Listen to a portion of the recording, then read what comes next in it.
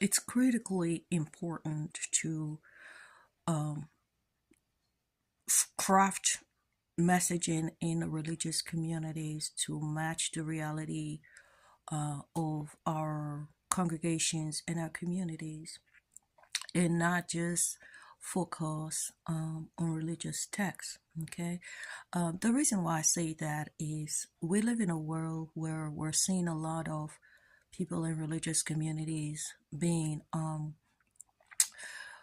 taken advantage of, right?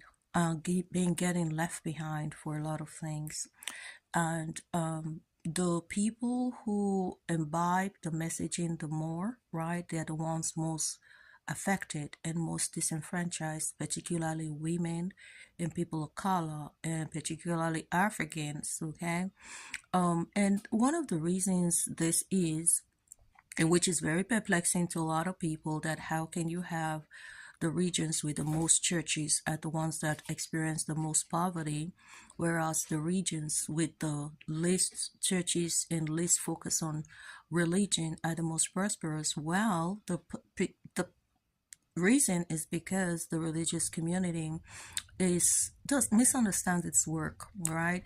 There's so much of a focus on inner virtue, right? There's no focus on outer responsibility, outer accountability, outer stewardship, outer needs to take control, be in charge of your life, develop skills, build wealth. The many of us in the religious community who grew up thinking that money and wealth are sin, okay?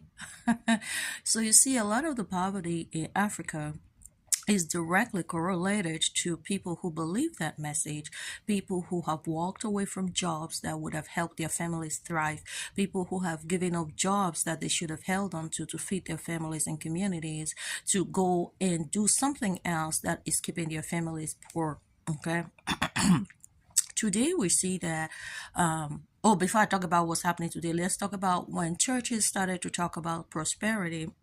People started pointing fingers at them as sin. However, churches are the greatest believers in prosperity because they need a lot of money. They need a lot of prosperity in the church. The church needs to be prosperous in order to do its work. However, how can a church be prosperous? We focus on prosperity of the church without necessarily driving the prosperity of its congregation and its community. This is why a healthy church should be a place where all is practiced. Why? Because